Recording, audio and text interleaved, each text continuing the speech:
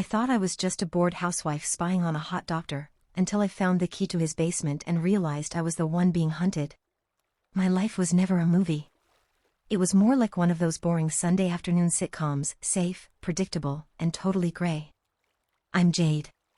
I'm 32, married to Elliot, a man who is as solid and reliable as a brick wall, and just about as exciting to talk to. We lived on a quiet suburban street where the biggest drama was usually someone forgetting to put their trash bins out on time.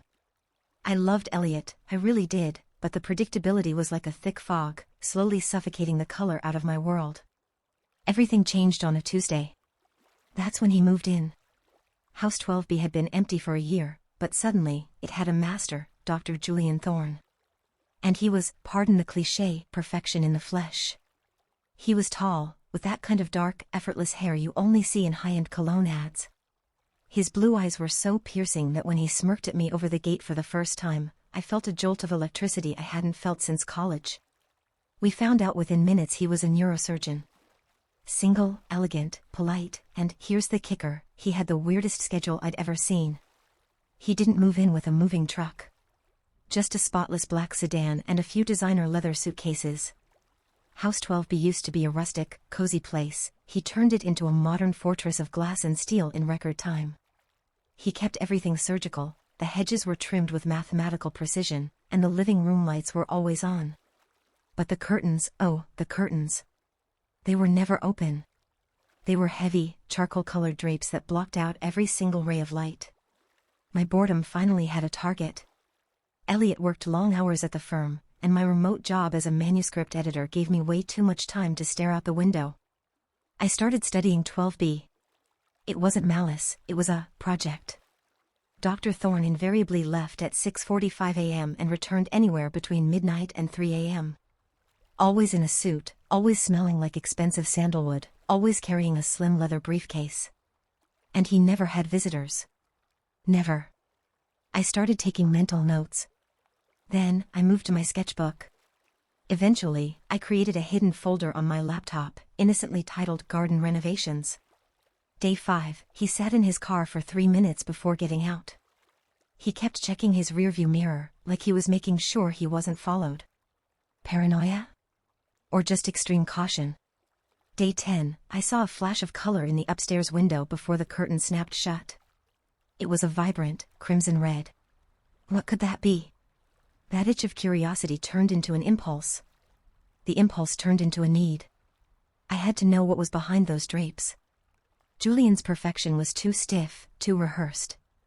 One Saturday, the chance I didn't even know I was waiting for landed at my feet like a black feather.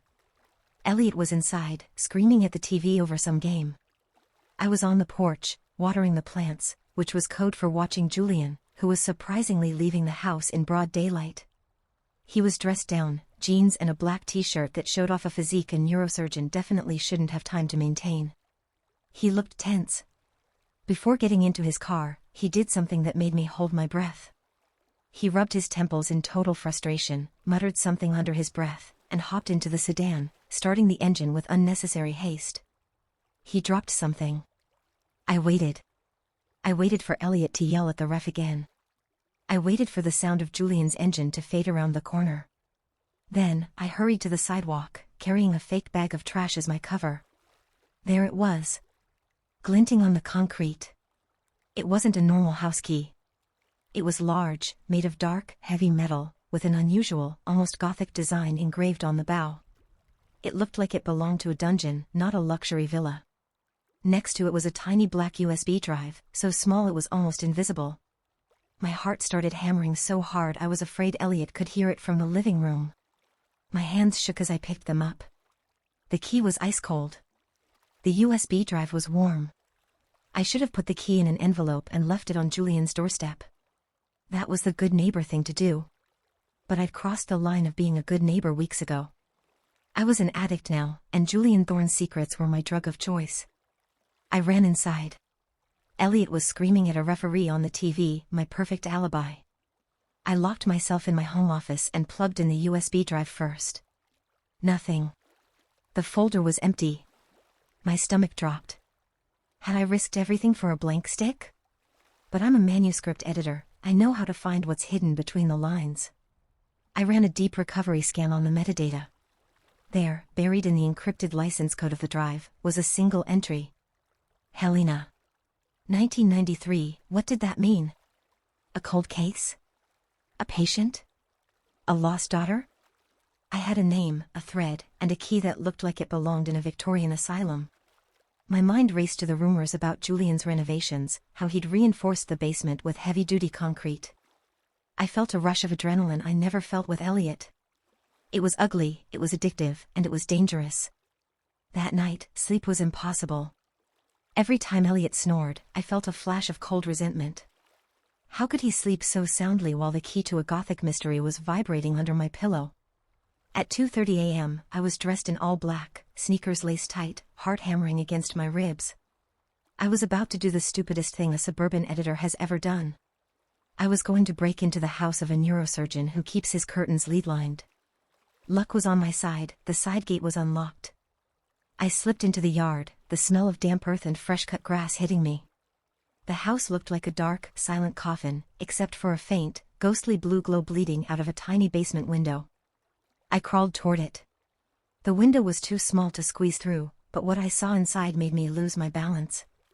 It wasn't a basement. It was a high-tech lab. Steel shelves, medical monitors, and computer screens flickering with complex biodata. And in the center of the room, it wasn't a body. It was a glass capsule, tall as a wardrobe. Inside, floating in a pale blue liquid with tubes snaking out of her skin, was a woman. She had vibrant, crimson-red hair, the same flash of color I'd seen in the upstairs window. She looked like she was sleeping, but it was a deep, artificial stasis. Her vitals pulsed on a screen next to the tank. Helena. 1993. The shock was physical. I let out a muffled gasp, nearly choking on my own breath. Julian wasn't just a doctor. He was a rogue scientist keeping a woman in cryogenic suspension in the middle of the suburbs. This wasn't just a secret, it was a bizarre, heartbreaking crime. I looked at the gothic key in my hand. It wasn't for the basement. It was for what came next. I found the back door. It had a modern keypad lock, but next to it was a small metal box, an emergency key safe. The heavy, dark key fit the slot perfectly. The safe clicked open. Inside, there was no money. There was a thick, leather-bound journal and a matte black automatic pistol. I grabbed the journal, ignoring the cold steel of the gun. I opened the first page under the dim glow of my phone flashlight. The handwriting was elegant but frantic. November 5th. The first journal entry hit me like a physical blow. The captivity is necessary. I took her from the hospital. The truth of what the trial did to her can't get out. Helena isn't dead, she's on pause. I'm the only one who can reverse it. I love her. I will save her. Julian wasn't just a doctor. He was a desperate, mad lover. He had kidnapped the woman he loved, a patient, to run a rogue experiment under the cover of suburban perfection. I was holding the evidence of a high-stakes kidnapping, maybe even a homicide, when the front door of 12B creaked open. Julian was home early. My body froze. The journal hit the grass with a dull thud, the black pistol glinting right next to it. I heard his voice, not the polished, charming doctor tone, but a low, ragged mumble of exhaustion. He was in the foyer. I scrambled toward the nearest hedge, desperate to vanish. But as I turned, I saw my own house. Elliot had turned on the bedroom light. He was standing by the window, confused, probably realizing I wasn't in bed. That's when Julian stepped out the back door. He tossed his jacket, his face was slick with sweat. His eyes landed on the journal on the ground, then shifted to me, crouched in the bushes like a common thief. "Jade," he said. His voice was low, but it had a weight that pinned me to the spot. "You shouldn't be here. Please, just go home." "Helena," I whispered, my voice trembling. "What did you do?" "You kidnapped her." He closed his eyes for a second, a mask of pure agony. "I protected her. She was dying in that hospital. I gave her a chance. You have to understand. I need that USB drive, Jade. It's the key to stabilizing her vitals." I wiped it, I lied. The adrenaline gave me a burst of stupid courage. I'm calling the police, Julian. You have to let her go. Panic replaced his composure. He lunged toward me. No. You'll destroy years of work. Her only shot. Suddenly, Elliot's voice boomed from her yard. Jade? What the hell is going on? Why are you talking to Julian at 3 a.m.? Julian looked at Elliot, then at me, then at the gun on the grass. He saw his world, his mission, collapsing. I can't let you tell anyone, he whispered. You forced my hand. He reached for the pistol. I screamed, not at him, but at my husband. Elliot, call 911. He has a gun. There's a woman in the basement. Elliot, dazed and confused, stumbled into the yard. Julian raised the weapon, not at me, but at the threat to his secret. At Elliot. I just need silence, Julian said, his eyes fixed on the man who was about to ruin everything. I acted on pure instinct. I didn't jump between them, I lunged at Julian's arm, kicking out with everything I had. The gun went off. The sound was a thunderclap that shattered the suburban silence into a million jagged pieces. It didn't hit anyone, but the damage was done. Within seconds, porch lights flickered on across the block. Sirens wailed in the distance. Elliot ran to me. Jade. Are you okay? I didn't answer. I looked at 12B. Julian, his eyes bloodshot, stared at the basement door. He knew it was over. Instead of running, he surrendered. He dropped the gun and fell to his knees, hands behind his head, the literal image of elegant failure. The mad scientist surgeon dominated the news for weeks. Photos of Julian, the perfect neighbor, were plastered next to shots of his high-tech basement lab. And I, Jade, the board editor, became the reluctant hero. But I wasn't a hero. I was a destructive voyeur who put her husband's life on the line to fill an emotional void. A week later, the silence in our house was worse than the gunshot. Elliot packed his bags. There was no screaming, just a calm, hollow sadness. I love you, Jade, he said, standing in our bedroom. But you broke something in us that can't be fixed. You went looking for a drama so big, so viral, that you burned our story down to get it. I can't live under this roof wondering what episode you're going to script tomorrow. He left. The series finale of my quiet life. Now, I sit in this empty house, staring at the dark windows of 12B. Julian is behind bars. Helena is in a state-run hospital with an uncertain future. I got the most viral story in the country. Everyone wants a piece of my narrative. But in the end, I'm alone with 40,000 characters of drama and a void that Dr. Thorne couldn't fill, and that Elliot won't tolerate anymore. I'm the protagonist of the saga I wrote.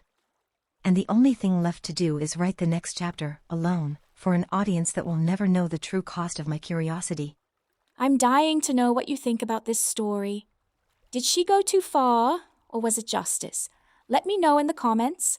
And if you enjoyed the painting, don't forget to hit the like button and subscribe for 4 new stories every week.